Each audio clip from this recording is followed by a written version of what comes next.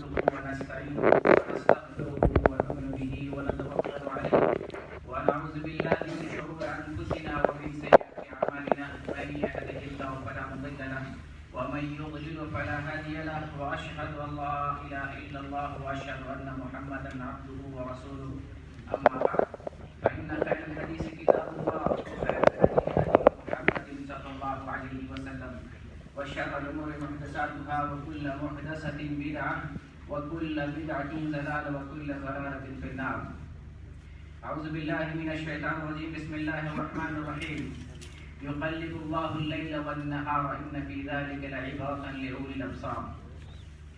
ہر قسم کی تعریف، بڑائی، کبریائی اس خالق اور مالک کے لیے ہے جو زمین اور آسمان کا بنانے والا ہے، انسان اور جنات کو پیدا کرنے والا ہے، ہواؤں اور فضاؤں کو بنانے والا ہے اور اس کائنات کے اندر جتنی بھی چیزیں ہیں ساری چیزوں کا اکیلا تنہا خالق ہے، مالک ہے، مربی ہے، پالنہار ہے.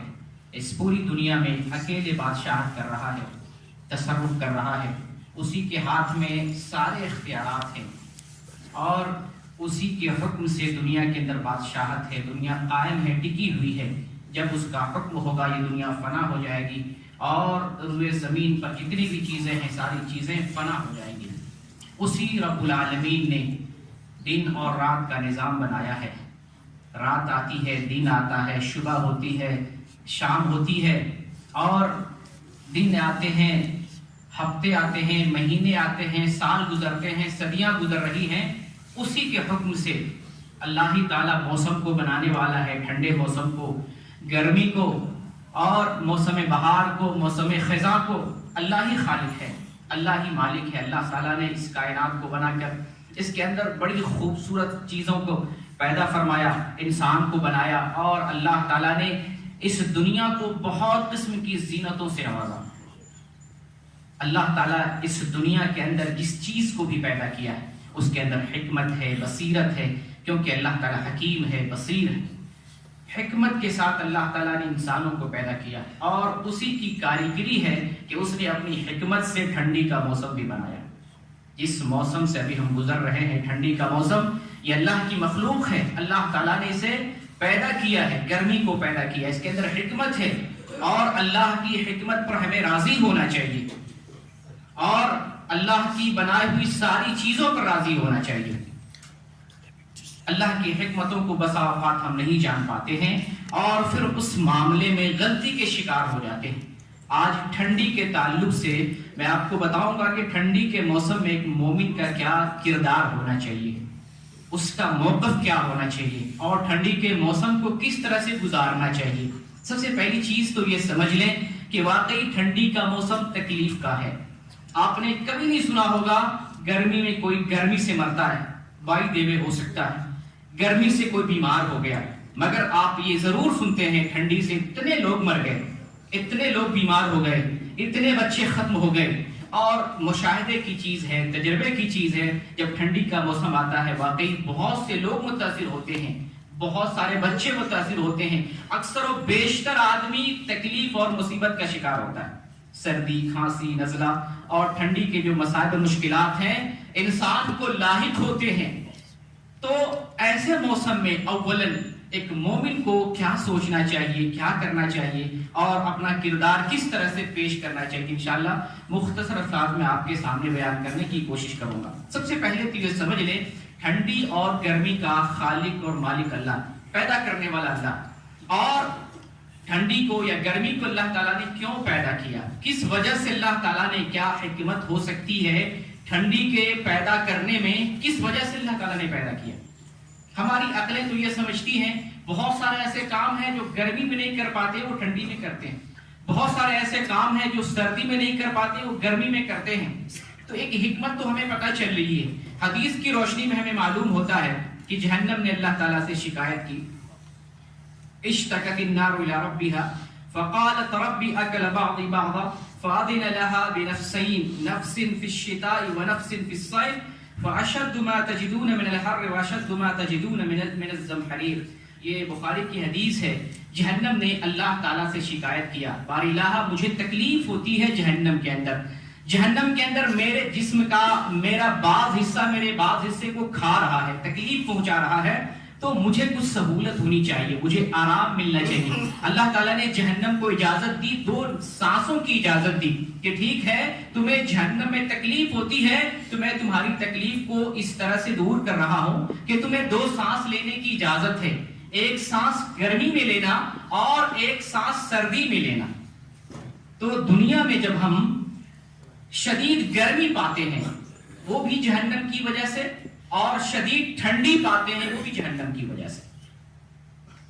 تو ہمیں جہنم کے عذاب سے، جہنم کی شدت سے، اس میں داخل ہونے سے اللہ تعالیٰ سے پناہ مانگنی چاہیے۔ تو ٹھنڈی کو اللہ تعالیٰ نے اس طریقے سے اور اس سبب سے پیدا کیا۔ اب جب ٹھنڈی شدت کی ہوتی ہے، انسان کو تکلیف پہنچتی ہے، بیمار ہو جاتا ہے، بسا اوقات ختم بھی ہو جاتا ہے۔ ایسے موسم میں اکثر و بیشتر لوگ غلطی کا شکار ہوتے ہیں، غلط کردار پیش کرتے ہیں اور گناہگار ہو جاتے ہیں۔ موسم کو برا بھلا کہتے ہیں، زمانے کو برا بھلا کہتے ہیں، موسم کو گالیاں دیتے ہیں، اور اس سبب وہ اللہ کو عتاب کر رہا ہوتا ہے، اللہ کو تکلیف پہنچا رہا ہوتا ہے جانے انجانے میں۔ اللہ تعالیٰ نے بیان فرمایا، اس کا ذکر حدیث کے اندر ہے، اس حدیث کو حدیث قدسی کہا جاتا ہے، جس کے اندر اللہ بیان فرمائے یا اللہ تعالیٰ کا کوئی کلام ذکر کیا جائے۔ اللہ تعالیٰ ذکر فرماتا ہے، یؤذینی ابن آدم یسب الدہر وانا الدہر بید الامر اقلب اللیل والنہار، کہ ابن آدم مجھے تکلیف پہنچاتا ہے، ابن آدم زمانے کو گالی دیتا ہے اور زمانے کو گالی دے کر مجھے تکلیف پہنچاتا ہے، جبکہ میرے ہی ہاتھ میں زمانہ ہے، میں ہی معاملات کو طے کرتا ہوں، میں ہی دن اور رات کو لانے والا ہوں، دن اور رات کا اختلاف اور تبدیلی میری وجہ سے ہے، اور ابن آدم زمانے کو بس اوقات گالی دیتا ہے اور وہ گالی دے کر مجھے تکلیف پہنچاتا ہے۔ اس حدیث سے ہمیں معلوم یہ ہوتا ہے کہ زمانے کو گالی نہیں دینا چاہیے، انتہائی گرمی ہو اللہ کی اس مخلوق پر ہمیں راضی ہونا چاہیے، اللہ کے فیصلے پر ہمیں راضی ہونا چاہیے، اور انتہائی سرد موسم ہو، تکلیف پہنچ رہی ہو اور بیمار ہو جائیں اور اس کی وجہ سے کچھ بھی نقصان ہمیں پہنچ جائے، اس پر صبر کرنا چاہیے، اللہ کی حمد و ثنا بجا لانا چاہیے، اور جو تکلیف پہنچی ہے اس پر صبر کا مظاہرہ اور کردار ادا کرنا چاہیے، گالی نہیں دینا چاہیے۔ زمانے کو گالی دینا، موسم کو گالی دینا، دن اور رات کو گالی دینا، دراصل اللہ کو تکلیف پہنچانا ہے، اور ہمیں اللہ کو تکلیف نہیں پہنچانا چاہیے۔ اب جبکہ ہم سردی کے موسم سے گزر رہے ہیں، موسم سرما ہمارے سر پہ کھڑا ہے، اور اس موسم سے ہم گزر رہے ہیں، سردی سے بچنے کے لیے، سردی کی تکلیف سے اپنے آپ اور اپنے جسم کی حفاظت کے لیے ہم متعدد قسم کی سہولتوں کا استعمال کرتے ہیں، پھر بھی بیمار ہو جاتے ہیں، تکلیف اور مصائب و مشکلات کا شکار ہو جاتے ہیں۔ اللہ تعالیٰ نے انسان کے لیے بڑی اچھائی ہر چیز میں اچھائی رکھی ہے۔ اگر انسان کو کسی کام میں تکلیف ہوتی ہے، مصیبت پہنچتی ہے، صبر کرتا ہے، اور صبر کے ساتھ، مشقت کے ساتھ انسان کوئی عمل انجام دیتا ہے، اللہ تعالیٰ اس کے اندر اجر زیادہ رکھا ہے۔ اگر سردی کے موسم میں بندگی کرتے ہیں اور اس میں تکلیف زیادہ ہوتی ہے، اللہ نے اس میں اجر زیادہ رکھا ہے۔ ٹھنڈے پانی سے وضو کرتے ہیں، تکلیف پہنچتی ہے، اللہ تعالیٰ نے زیادہ اجر رکھا ہے۔ رات میں یا سرد موسم میں بستر سے اٹھنا، نرم و گداز بستر کو چھوڑنا، ٹھنڈے پانی سے وضو کرنا اور ٹھنڈے موسم میں مسجد کی طرف چل کے جانا، جماعت سے نماز پڑھنا، اس میں اگر مشقت ہے تو اللہ تعالیٰ نے اجر زیادہ رکھا ہے۔ طبرانی کی روایت ہے، اس روایت کے اندر نبی کریم صلی اللہ علیہ وسلم بیان فرماتے ہیں کہ اللہ تعالیٰ 2 شخصوں سے بہت خوش ہوتا ہے، ان میں سے ایک شخص وہ ہے جو ٹھنڈ موسم میں، ٹھنڈی کے موسم میں نرم و گداز بستر کو چھوڑتا ہے، اپنے لحاف کو ترک کر دیتا ہے اور ٹھنڈے پانی سے وضو کرتا ہے، اور پھر وہ انتہائی مشقت کے ساتھ بندگی کرتا ہے۔ اللہ فرشتوں سے پوچھتا ہے، اس بندے کو کس چیز نے ابھارا کہ یہ تکلیف برداشت کرے؟ کس چیز نے اس بندے کو ٹھنڈے پانی سے وضو کرنے پر آمادہ کیا ہے؟ کس چیز نے اس بندے کو نرم بستر اور گرم بستر چھوڑنے پہ مجبور کیا؟ کیوں بندگی کے لیے آئے؟ فرشتے جواب دیتے ہیں اللہ یہ بندے تجھ سے رحمت کا مطالبہ کرتے ہیں, تجھ سے رحمت کی امید کرتے ہیں اور تیرے عذاب سے ڈرتے ہیں, اس بنیاد پر وہ ٹھنڈے موسم میں بھی اپنے لحاف کو ترک کر دیتے ہیں اور ٹھنڈے پانی سے وضو کر تیری بندگی کر رہے ہیں. اللہ فرشتوں سے عرض کرتا ہے کہ تم گواہ رہنا, تم گواہ رہنا, اس بندے نے جس بات کی تمنا اور آرزو مجھ سے کی ہے میں نے وہ امید اس کی پوری کر دی, میں نے اس بندے کی وہ امید پوری کر دی, اور جس چیز سے وہ پناہ مانگتا ہے, جس سے خوف کھا رہا ہے, اس سے معمول ہو گیا, میں نے امن دے دیا. یہ حدیث طبرانی کی ہے اور شیخ البانی نے اس حدیث کو صحیح لذات سے صحیح لغیر ہی قرار دیا ہے, یہ صحیح حدیث ہے. تو ٹھنڈی کے موسم میں مشقت جس میں زیادہ ہو اور کسی عمل کے اندر تکلیف ہو تو پھر اللہ تعالیٰ اس کا اجر بڑھا دیتا ہے, دو گنا اور کئی گنا کر دیتا ہے. نبی کریم صلی اللہ علیہ وسلم ارشاد فرماتے ہیں ان لک من الاجر علی قدر نصبک و نفقتک, تمہارے لیے اسی کے بقدر اللہ تعالیٰ اجر دیتا ہے جتنی تم مشقت برداشت کرتے ہو اور جتنا خرچ کرتے ہو. دین کے کام میں جتنا خرچ کریں گے اللہ اتنا ثواب دے گا, اور دین کے کام میں جتنی تکلیف برداشت کریں گے اللہ اتنا اجر دے گا, اتنا زیادہ اجر دے گا. لیکن میرے بھائی یہاں ذہن صاف کر لیں, ایک بات اور ایک قاعدہ, ایک اصول ذہن میں یاد رکھ لیں کہ مشقت اپنے من سے جان بوجھ کر پیدا نہیں کرنا چاہیے. صوفیہ کے بارے میں اور بہت سارے مسلمانوں کے تعلق سے یہ بات ملتی ہے, بہت ساری مصیبتیں اپنے من سے اپنے جسم پر لادتے ہیں اور سمجھتے ہیں ہمیں اجر زیادہ ملے گا.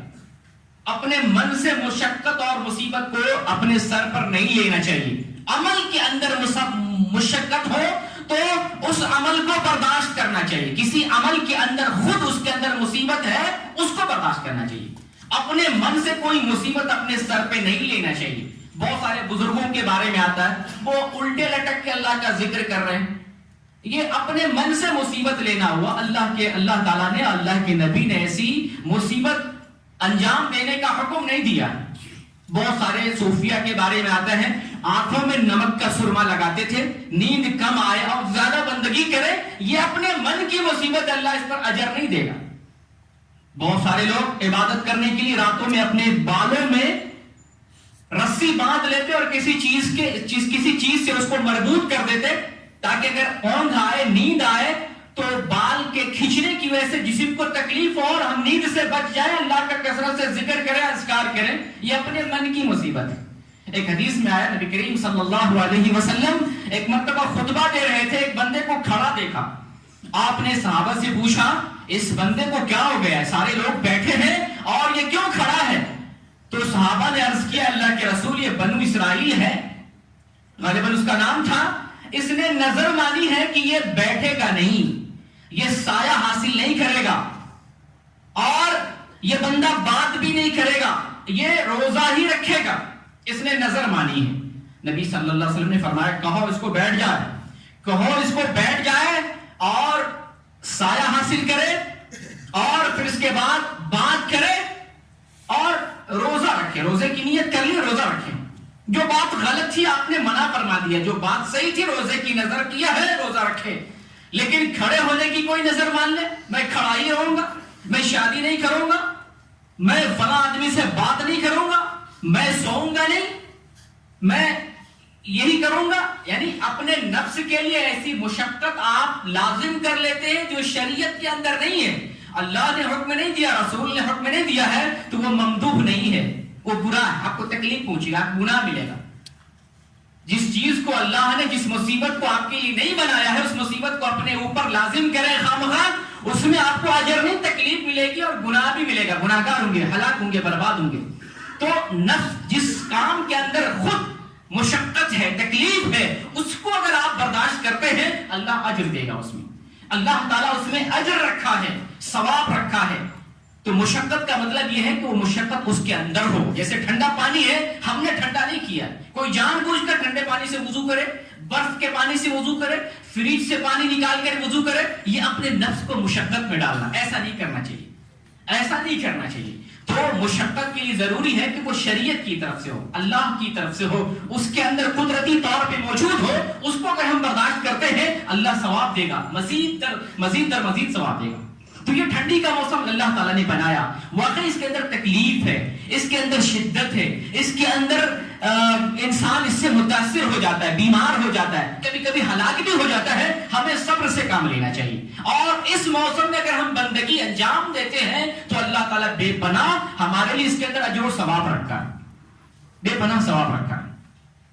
نبی کریم صلی اللہ علیہ وسلم ارشاد فرماتے ہیں، حدیث مسند احمد کی ہے، بعض علماء نے اس حدیث کو صحیح قرار دیا، بعض علماء نے اس حدیث کو ضعیف قرار دیا، مگر معنی صحیح ہے، تجربے کی بات ہے اور مشاہدے کی بات. نبی کریم صلی اللہ علیہ وسلم ارشاد فرماتے ہیں، الشتاء ربیع المومن، ٹھنڈی کا موسم مومنوں کے لیے موسم بہار ہے. سبحان اللہ، ٹھنڈی کا موسم جس کو انسان، جس کو مخلوق مصیبت سمجھتی ہے، جس کو انسان مصیبت کا سبب سمجھتا ہے، باپ رے باپ اس ٹھنڈی آ گئی، اب پتہ نہیں کیا کرنا پڑے گا، ہیٹر لگانا ہے، کمبل لگانا ہے، گھر کو گرم کرنا ہے، سویٹر لینا ہے، اور تحفظات کی نہ جانے کتنی چیزیں خریدنی. انسان یعنی اکتا جاتا ہے، پریشان ہو جاتا ہے، گھبرا جاتا ہے. نبی کریم صلی اللہ علیہ وسلم کیا فرماتے ہیں؟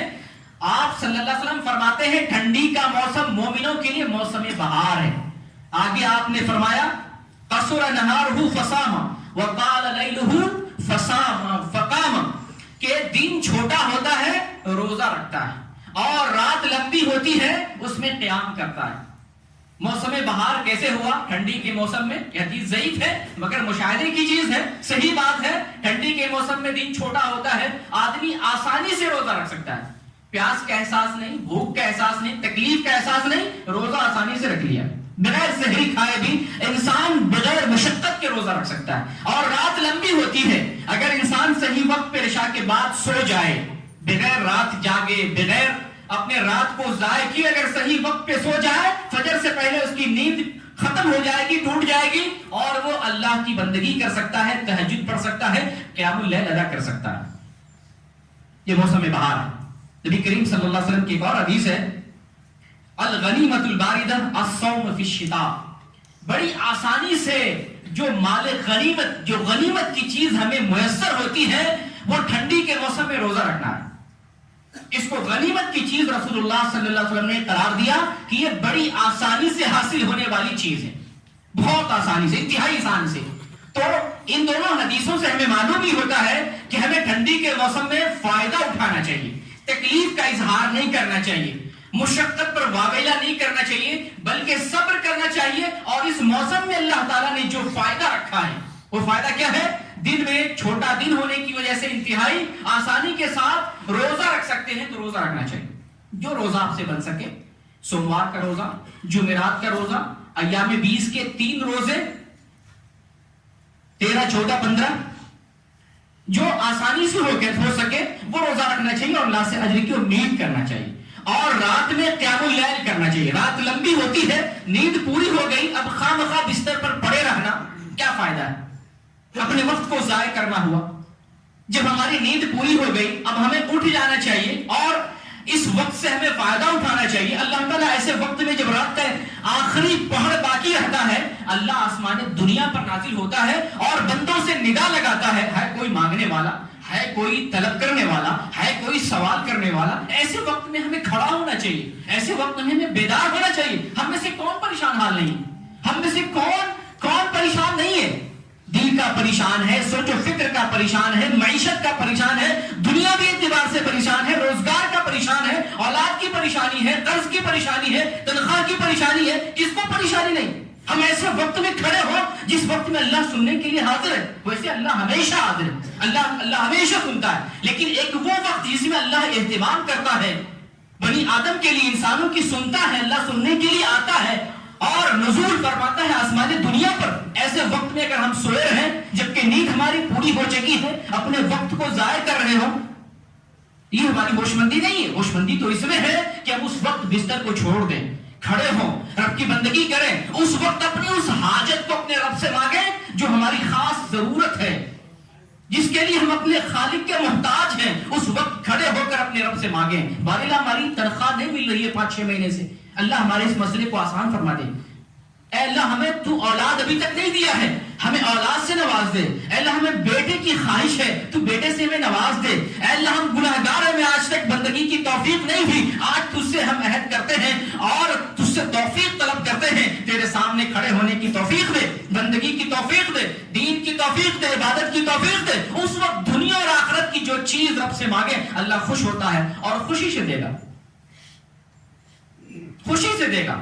تو سردی کے موسم میں دن میں روزہ رکھنا اور رات میں قیام اللیل کرنا، اس سے فائدہ اٹھانا چاہیے، یہ سردی کے موسم کے فوائد میں سے ہیں۔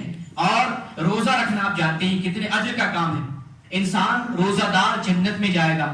اللہ تعالیٰ نے روزے داروں کے لیے خاص جنت بنائی، خاص جنت کا دروازہ بنایا، اس دروازے سے صرف روزے داروں کو داخل کیا جائے گا، اس کا نام ہے باب الریان۔ کتنے نصیب کی بات ہے کہ ایک خصوصی دروازے سے صرف روزے داروں کو اللہ داخل کرے گا۔ اس دروازے کے اگر ہم مستحق ہونا چاہتے ہیں تو ہمیں روزے داروں میں سے بننا پڑے گا۔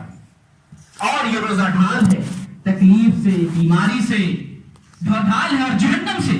اللہ تعالیٰ نے ہمارے لیے ڈھال بنایا، نبی کریم صلی اللہ علیہ وسلم کا فرمان الصیام جنۃ وحصن حصین من النار، یہ روزہ ڈھال ہے، ڈھال ہے روزہ۔ یہ ہمارا جس طریقے سے جنگ میں ڈھال کا استعمال کرتے ہیں دشمنوں سے بچنے کے لیے، تکلیف سے بچنے کے لیے اور اپنے آپ کو بچانے کے لیے، اسی طریقے سے روزہ ڈھال ہے۔ یہ روزہ ہمیں بچاتا ہے، دنیا میں بچائے گا اور آخرت میں بچائے گا۔ اور یہ ایک محفوظ قلعہ ہے، ایک محفوظ قلعہ ہے جس کی وجہ سے انسان جہنم سے بچ جاتا ہے۔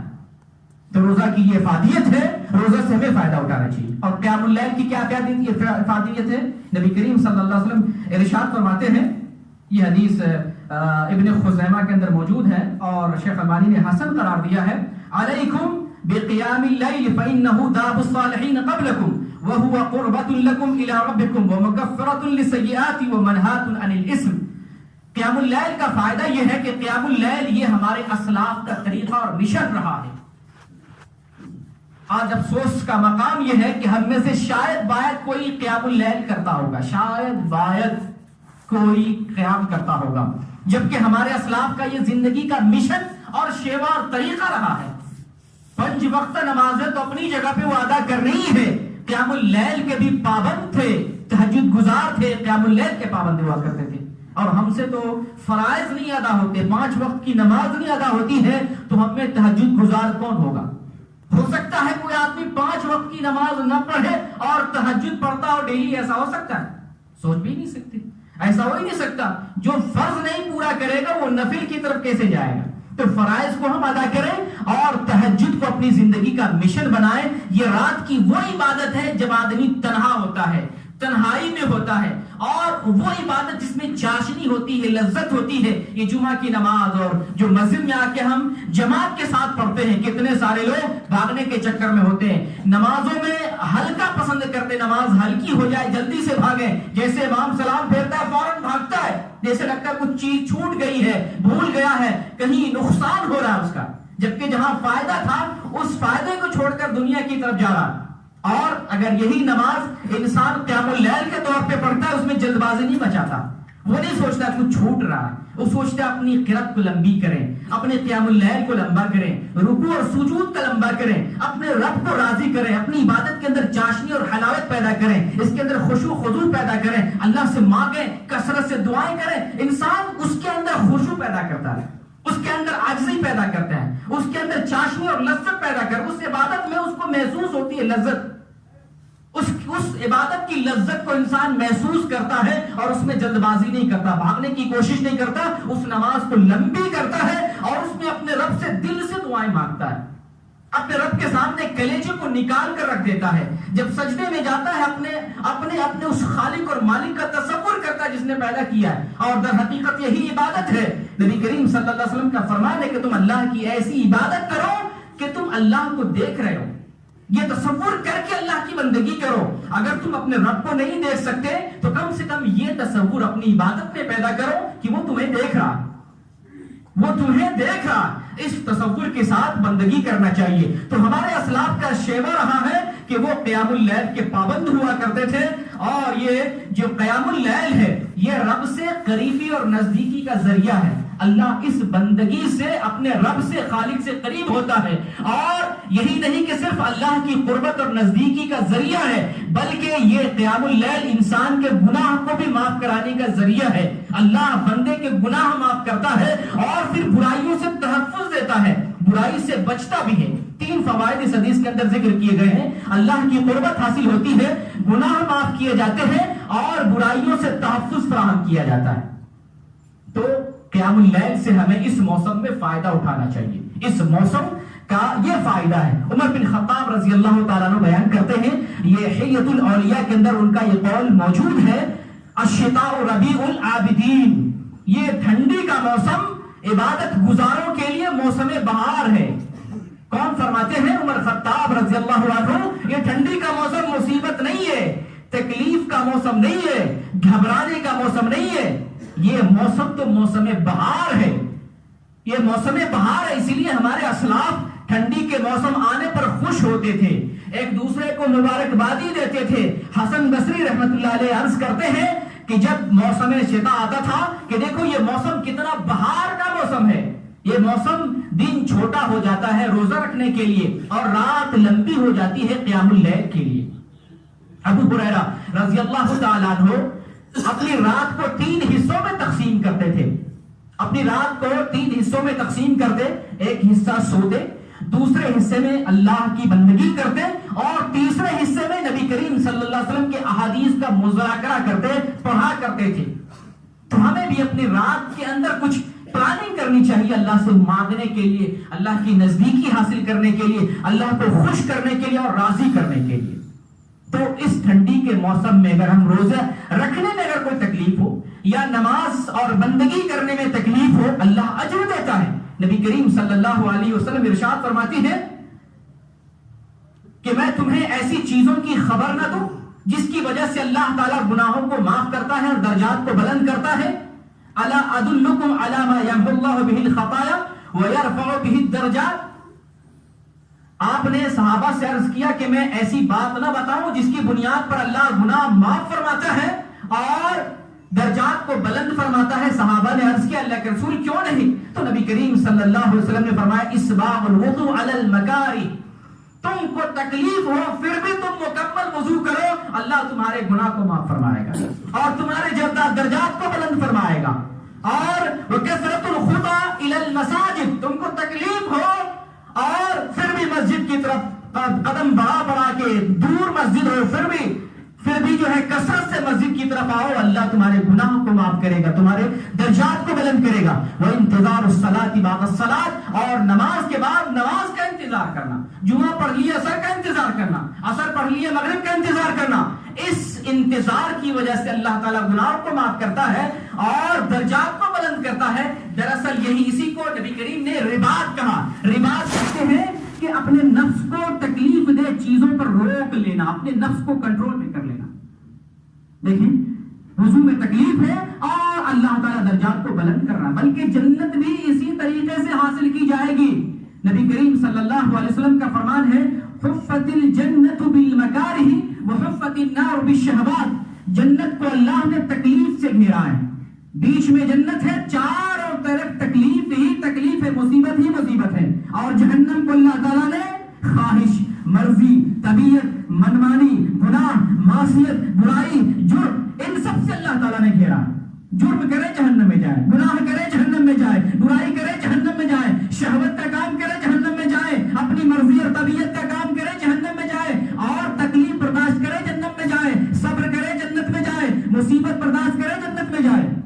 جنت کو اللہ نے مصیبتوں سے گھیرا ہے اور جہنم کو اللہ تعالیٰ نے شہوتوں سے گھیر دیا ہے۔ اب انسان جس چیز کو اختیار کرے، مصیبت کو اختیار کرے یا شہوت کو اختیار کرے، تو جنت اتنی آسانی سے ملنے والی نہیں ہے۔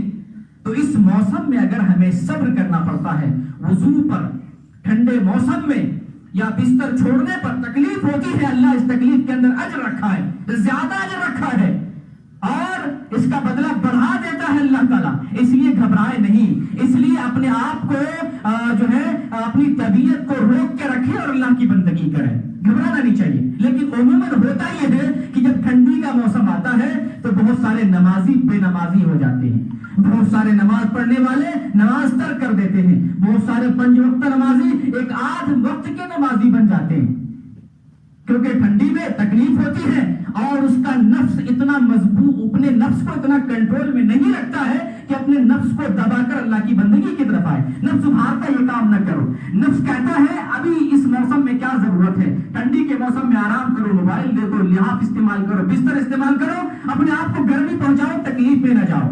نفس اس بات کی طرف ابھارتا ہے اور انسان اس بہکاوے میں آتا ہے، لہذا اس موسم میں اکثر و بیشتر انسان بندگی سے غافل ہو جاتا ہے۔ جبکہ میں نے بتایا آپ کو کہ جس طرح سے عمل کے اندر مشقت ہوگی، اس کے اندر تکلیف ہوگی، اللہ اس کا اجر بڑھا دیتا ہے۔ آپ گرمی میں جو بندگی 5 وقت کی بندگی کر کے جو نیکیاں کماتے تھے، وہی 5 وقت کی بندگی ٹھنڈی میں ادا کر کے اس کے کئی گنا کے برابر آپ کو اجر ملے گا، ثواب ملے گا۔ آپ گھبراتے کیوں ہیں؟ اللہ نے اس کے اندر فائدہ رکھا ہے، اس کے اندر بدلہ رکھا ہے، اس کے اندر جزا رکھا ہے اور اس کا اجر اللہ تعالیٰ نے بڑھا دیا ہے۔ اور اللہ تعالیٰ نے آسانیاں رکھی دنیا میں۔ اگر ٹھنڈی کے موسم کو بنایا، اللہ نے عقل دی، اللہ نے سہولت دی، اللہ نے دنیا بنائی اور دنیا کے اندر ایسی ایسی چیزیں ہمارے لیے مہیا فرمائی جو ہمارے لیے آسانی کا سبب ہے۔ ٹھنڈی کا موسم ہے لیکن گرمی کا ایسا سامان دنیا میں ایک اکتشاف کیا گیا، اس کو ایجاد کیا گیا، تصور نہیں کر سکتے۔ آج سے پہلے جو ہمارے اسلاف نے تکلیفیں برداشت کی، آج اس کا 10 گنا 10واں حصہ بھی نہیں پایا جاتا۔ ایسا لحاف آ گیا، ایسا سوٹر آ گیا، ایسا لباس آ گیا، ایسا بستر آ گیا، ایسے ٹیکنالوجی، ایسے سامان اس سے ایجاد کر دیے گئے، پورا گھر گرم ہے، جہاں رہتے ہیں آفس گرم ہے اور جو ہمارے کام کاج کی جگہ گرم ہے، ہمارا بدن گرم، کوئی تکلیف ہی نہیں پہنچتی۔ اتنی ساری آسانیاں، نہانے کے لیے ہیٹر ہے، گیزر ہے اور پانی گرم کرنے کے لیے ہزاروں آلات موجود ہے۔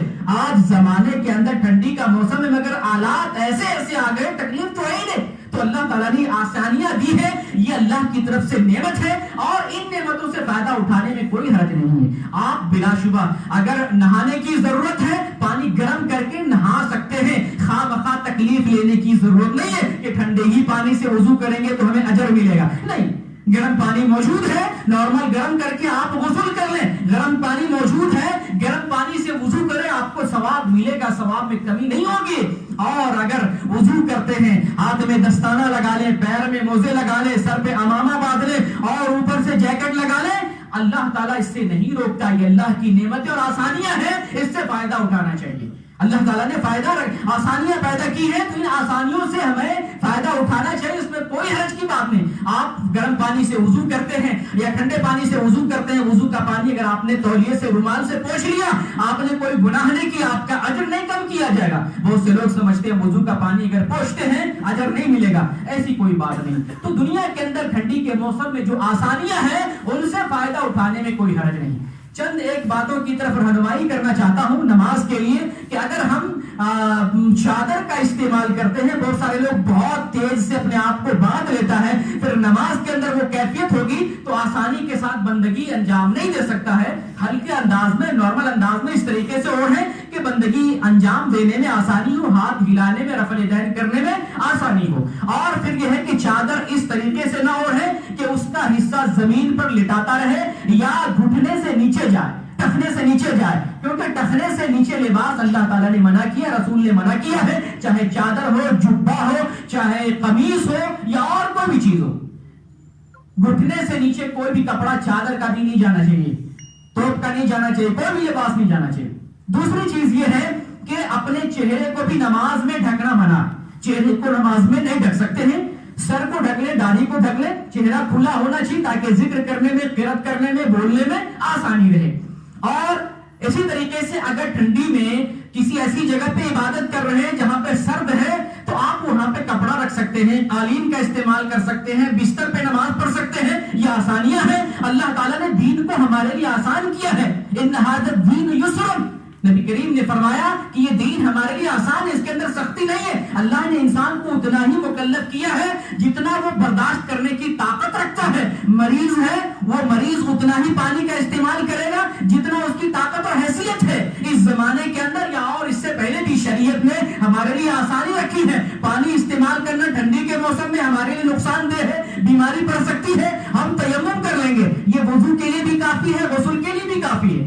سبحان اللہ، دین کتنا آسان ہے، لوگ اس کو مصیبت سمجھتے ہیں، بڑا آسان ہے۔ ٹھنڈی کے موسم میں اگر نہانے کی فجر کے وقت احتلام ہو جائے، جنبی ہے، تو آپ تیمم کر سکتے ہیں، وضو اور غسل کے لیے کافی ہے۔ تو جو ہے اسی طریقے سے موزے پہ، جراب پہ مسح کر سکتے ہیں۔ بہت سے لوگ سمجھتے ہیں کہ جراب پہ مسح نہیں کیا جا سکتا ہے، یہ غلط بات ہے۔ ترمذی کے اندر حدیث موجود ہے، مغیرہ بن شعبہ رضی اللہ تعالیٰ عنہ بیان کرتے ہیں، توضع النبی صلی اللہ علیہ وسلم ومسح علی الجوربین والنعلین، نبی صلی اللہ علیہ وسلم نے وضو کیا اور اپنے جورب پہ نیلون کا یا سوتی کا موزہ اس پہ مسح کر سکتے ہیں۔ نبی نے جورب پہ مسح کیا اور نالین پہ، جوتے پہ مسح کیا۔ سبحان اللہ، جو اگر نبی کا عمل ہے تو ہمارے لیے ممنوع نہیں، وہ جائز ہے۔ اسی طریقے سے آپ کو ایک پیغام دینا چاہتا ہوں، وقت ختم ہو گیا اور بات میرے پاس کافی زیادہ تھی، لیکن آخری بات آپ سے عرض کرنا چاہتا ہوں۔ یہ ٹھنڈی کا موسم ہے، جیسے کہ میں نے شروع میں بھی بتایا، اس میں تکلیف ہوتی ہے، مشقت ہوتی ہے، پریشانی ہوتی ہے، لوگ بیمار ہوتے ہیں اور ان کو علاج کی ضرورت پڑتی ہے۔ اللہ تعالیٰ نے پردیس میں بھیجا، آپ کماتے ہیں، اچھی نوکری ہے، اچھے پیسے پاتے ہیں، آپ اپنے لیے بہت ساری سہولتیں استعمال کرتے ہیں، کیوں نہ آپ اس موسم میں ایک قربانی دیں، ایک نیک کام کریں، جو آپ کے پڑوس میں جن کو ایسا روزگار نہیں ملا ہے، ٹھنڈی کے موسم میں جو بیمار ہو جاتا ہے، اس کے علاج کا آپ انتظام کریں۔